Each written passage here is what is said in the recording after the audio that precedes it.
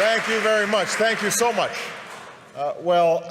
I'm so grateful to be a recipient of this award and to be keeping such extraordinary company. I first of all want to thank all of you who were involved in making this possible, but the main thing that I want to do here is to just say how I'm inspired by the young people who are represented here, because I think that's the purpose ultimately of this foundation. And I want to tell just a brief story because Archbishop Tutu is here, one of my heroes, and let you know where I was when I was about your age. I'm really dating myself now, although I'm also dating the Archbishop, because back in 1979, I was a freshman in college at Occidental College in California. And I had had a somewhat rocky youth and teenage years. My father wasn't at home. I was growing up partly with my grandparents in high school. I'd gotten into trouble occasionally. It was what my mother called a good time Charlie, meaning I wasn't really serious in terms of my studies, in terms of my work. Had some awareness of the world around me, had some sense of injustice and unfairness, but it wasn't finely honed, it wasn't well developed. And I remember in 1979 arriving as a freshman and doing what freshmen do, trying to figure out what courses are and trying to change your study habits and trying to identify that food in the cafeteria, what it is.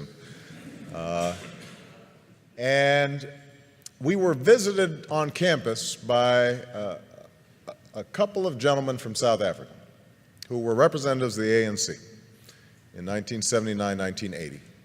And they spoke about their efforts to overcome apartheid. And for about an hour, myself and a group of students listened to these young men who were not much older than we were, describe the extraordinary struggles they were going through, the sacrifices that were being made, people who were enduring jail and torture and beatings because they had a sense that somehow, some way, justice would prevail. And that brief meeting, I think, in some ways changed my life, because what it told me, first of all, was that ordinary people can do extraordinary things when they're given an opportunity. We sometimes think that our leaders have to have fancy degrees or well-educated or some public office somewhere. These young men had none of those things. But what they possessed was an anger over injustice that they were able to channel in a constructive, positive way. And I thought to myself that they gave me some sense of the direction that my life might go. And so I became active in the anti-apartheid movement on campuses. And I'm not sure we were particularly effective. As I recall, Occidental College continued to refuse to divest despite the various protests that we organized as students. I transferred to Columbia, and there was similar resistance on Columbia's campus. But over time, I like to think that I was part of that mosaic that applied pressure and ultimately helped those in South Africa achieve the extraordinary liberation that I would witness almost 10 years later as a law student. And I remember the image of Nelson Mandela walking out of prison and understanding that a seminal moment in history had occurred and that Mandela's long march towards freedom was not his alone, but was part of thousands of footsteps, of millions of footsteps of people all around the world.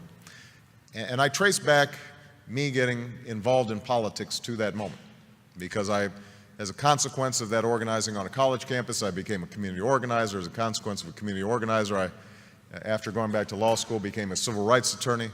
As a consequence of being a civil rights attorney, I entered the state legislature, and I now stand before you as a United States Senator and as a candidate for president.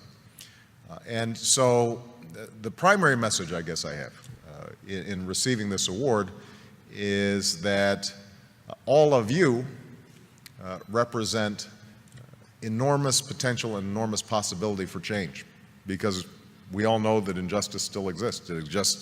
It exists here in the United States, in every poor neighborhood, and every inner city, and every rural community, all across the country. There is quiet desperation. Young people's lives are filled with sadness and desperation and anarchy and chaos.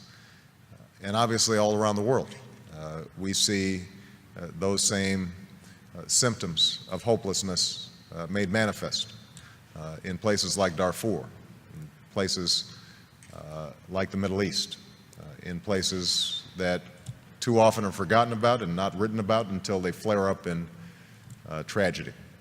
So I hope that all of you who are on the brink of doing extraordinary things decide to channel that talent and that energy and that imagination to figuring out how do you move the process along for a better history.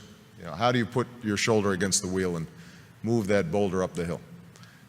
And I'm absolutely confident that if all of you take up that challenge, the world is waiting for you, ready to be changed.